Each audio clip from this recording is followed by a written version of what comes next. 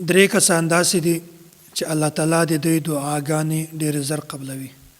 اسې خو د هر انسان دعا الله تعالی قبلوي، خو بالخصوص درې کسان د دوی دعاګانې الله تعالی ډېر زر قبلوي. یو دا عادل حکمران، او بل دا روجهدار انسان، او درم نمبر دا مظلوم.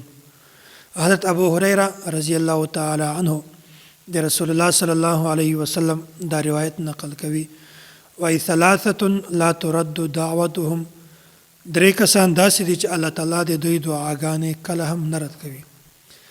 الامام العادل والصائم حتى يفطر ودعوة المظلوم.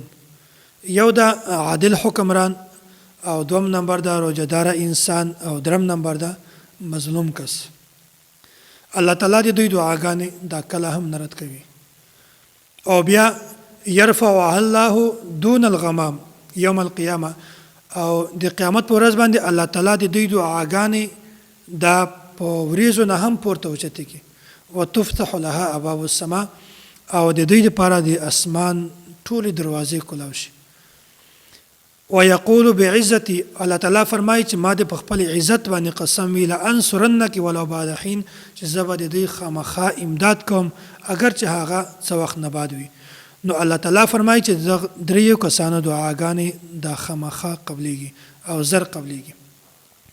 یو دا عادل حکمران، کوم یو کس چې په قوم باندې حکمران جوړ کړلی شي، بیا د قوم لپاره انصاف فیصله کول، انصاف غوښتل، دا د حاکم ذمہ داری ده. او بیا چې کله په معاشره کې جرم زیات شي، خلک زنا کوي، قتل کوي، غلا کوي، نور جرمونه کوي، بیا په داسې وخت کې د مجرم تعداد هم زیاتېږي او مجرم طاقت هم زیاتېږي. بیا په داسې وخت کې د یو حکمران لپاره، یو حاکم لپاره فیصله کول دا ډیره مشکله ده. او کله چې الله تعالی دا حاکم په داسې مشکله مرحله باندې تیروي، بیا الله تعالی په دې وخت کې د ځان د طرف نه یو د خپل خصوصي انعام ورکړي. انعام دغه ده چې الله تعالی د دا حاکم دعا همیشه قبلوي. نو عدل پکار ده، خو په انصاف سره. حاکم وخت ته پکار ده چې هغه د خپل قوم کې په انصاف سره فیصله وکړي. دوم نمبر ده روجهدار انسان، الله تعالی د دعاګانې هم ډېر زر قبلوي. د صبح صادق نه ونیسه غروب آفتاب پورې د خوراک نه، د اسکاک نه، د جنسي خواهشاتو نه ځان بچ کول دي.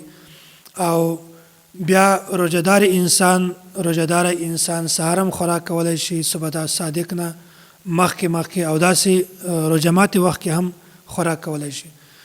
خو دا منځ کې چې څومره معمولی وخت ته، لږ وخت ته، نو د دې وخت چې کوم خلق د الله تعالی د حکم منلو لپاره، د الله تعالی د رضا لپاره کومه د برداشت مظاهره کوي، نو بیا په دې وخت کې الله تعالی د انسان ته یو نعمت ورکوي.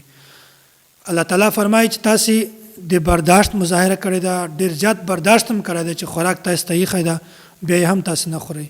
تاسو ته د اسکاک سامان مخ ته ایښی ده، خو تاسې بیا هم هغه نه څښئ، صرف د دې وجې نه چې تاسې د ما رضا او د ما حکم منئ. نو بیا الله تعالی په داسې وخت کې یو انعام ورکړي، هغه ده چې د روجهدار انسان دعا د الله تعالی همیشه قبلوي.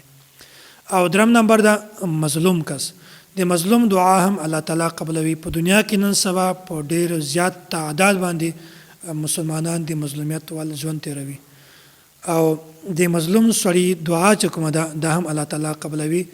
او یو روایت کې دا راځي چې د مظلوم سړي د بددعا نه ځان بچ کوي. الله تعالی ظالم سړی نه خوښوي، بلکې الله تعالی هغه سړی خوښوي چې کوم مظلوم وي. نو درې کسان دي چې الله تعالی د دې دعاګانې قبلوي: عادل حکمران، روجهدار انسان، او داسې هغه انسان چې هغه مظلوم وي.